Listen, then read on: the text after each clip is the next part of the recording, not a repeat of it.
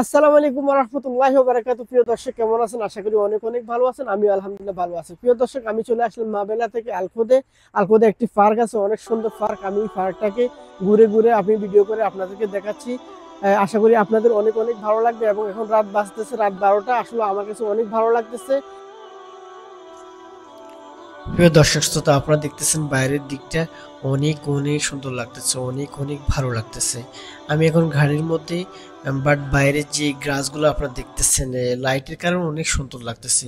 তো প্রিয় দর্শক, আমার আজকে যে বিষয়টা আমি আপনাদের সাথে শেয়ার করা, আসলে আমরা প্রবাসীরা সারাদিন অনেক ব্যস্ত থাকি, অনেক বেশি পরিশ্রম করি। কেউ দেখা যায় এখানে দোকানপাটে জব করে, বা কেউ হয়তো নিজস্ব ব্যবসা প্রতিষ্ঠান থাকে। এই ব্যবসা প্রতিষ্ঠান যদিও বা নিজের থাকে, যাই হোক, প্রবাসীদের লাইফটা অনেক কষ্টের, অনেক অনেক বেশি কষ্টের হয়।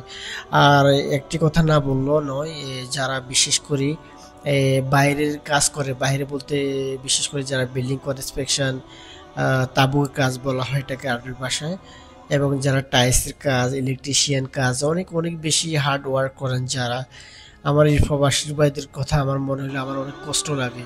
তো আসলে আমি কখনো কখনো ভাবি, আমার এই প্রবাসী ভাই, এই প্রবাসী এসে এত কষ্ট করে, এত পরিশ্রম করে, যেটা বলার বাইরে। আমার আজকে একটি কথা বলতে হয়, যারা আমার প্রবাসী, বিশেষ করে আমি একজন প্রবাসী, আমি প্রতিটি প্রবাসীকে অনেক রেসপেক্ট করি, অনেক সম্মান করি। কেননা তারা দেশ এবং দেশের মানুষের জন্য এবং নিজের ফ্যামিলির জন্য অনেক অনেক বেশি কষ্ট করে থাকেন এই প্রবাসের মাটিতে। আমি অলওয়েজ আপনাদের জন্য দোয়া করি, আল্লাহ পাক যেন আপনাদেরকে দুনিয়া এবং আখিরাতে অনেক অনেক ভালো রাখে। এবং আমি নিজে একজন প্রবাসী, আমি প্রবাসীর কষ্টটা অবশ্যই বুঝি। কেননা আমার বাবা মা, ভাই বোন, বিবি বাচ্চা, আত্মীয় স্বজন সবাইকে দূরে রেখে আমি এই প্রবাসে আসলাম। স্বাভাবিক আমি প্রবাসীদের কষ্টটা বোঝাই, এটাই এটাই স্বাভাবিক।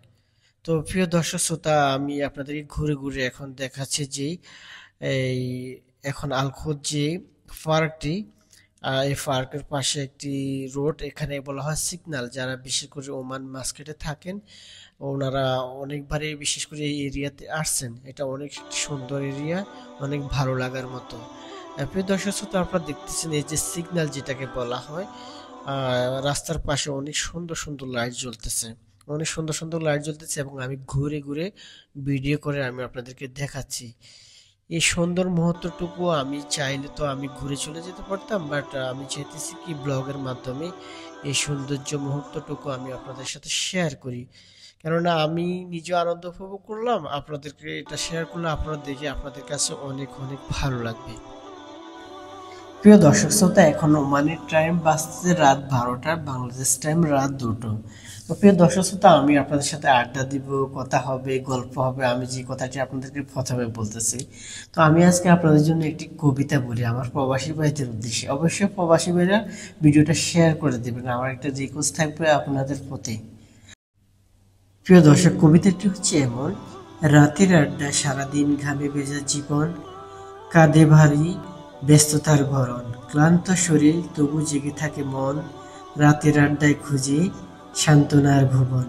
তো প্রিয় দর্শক, কেমন লাগছে কবিতাটি? আশা করি অনেক অনেক ভালো লেগেছে। সবাই ভালো থাকবেন। আসসালামু আলাইকুম।